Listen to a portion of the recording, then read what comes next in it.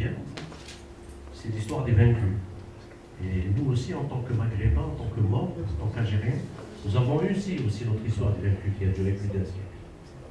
Je voudrais juste apporter un rectificatif par rapport aux camps de concentration, parce que je suis un enfant d'un père qui a fait les camps de concentration pendant la guerre de libération.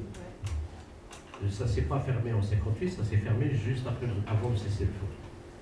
Et ma question, ma question, elle est simple. Et c'est un peu une petite remarque.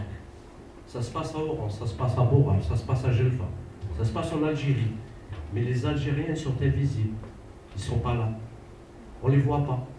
Dans votre chaîne. Vous étiez des indigènes. Nous étions des indigènes. On ne les voit pas.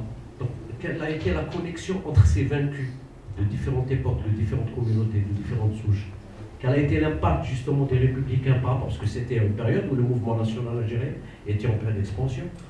C'était pendant la période où il y a eu des massacres à l'Est.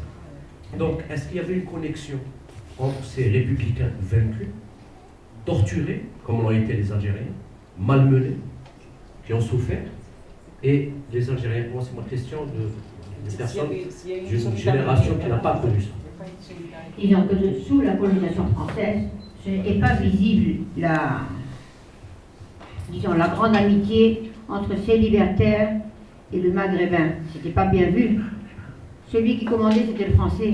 Ça n'intéressait pas celui qui était faible d'esprit de montrer son amitié à un arabe.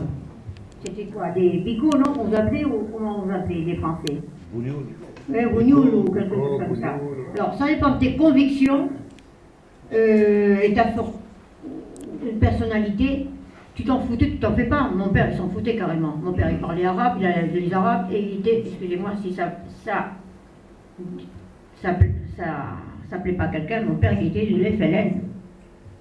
D'après j'ai un oncle qui travaillait toute sa vie au consulat, c'était pas pareil.